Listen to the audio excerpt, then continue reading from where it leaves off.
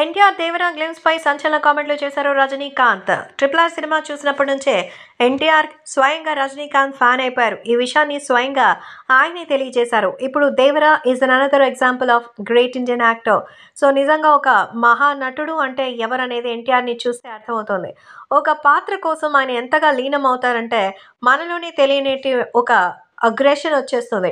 So NTR అక్కడ ఒక వీరోచితమైన క్యారెక్టర్లో కనిపిస్తున్నారు. సో కొరటాల శివ దర్శకత్వంలో ఏప్రిల్ 5న రాబోతోంది. అందులో దేవర 2 పార్ట్స్ అని చెప్తున్నారు. ఇట్స్ రియలీ ఫెంటాస్టిక్ అంటున్నారు రజనీకాంత్.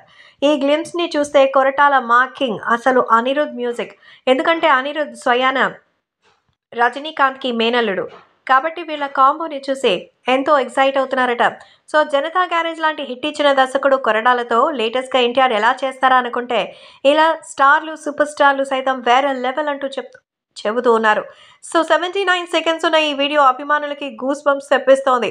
సో జూనియర్ ఎన్టీఆర్ చెప్పిన డైలాగ్ని ఆయన కూడా రిప్రజెంట్ చేస్తూ రజనీకాంత్ ఇలా అన్నారు.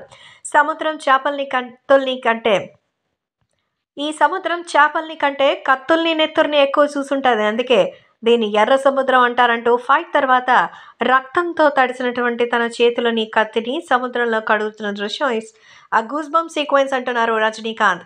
ప్రపంచం ఎలా ఉండబోతోంది, దేవరా అంటే ఎవరు అనేది మనకు ఆ సినిమా పార్ట్ 1లో చూపించబోతోంది.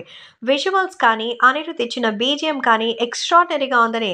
జాన్వీ కపూర్ గురించి చూపించలేదు కానీ బీజిఎం అయితే ఎక్సలెంట్ అంటూ ఎన్టీఆర్ పర్ఫార్మెన్స్ అదిరిపోయిందంటున్నారు రజనీకాంత్.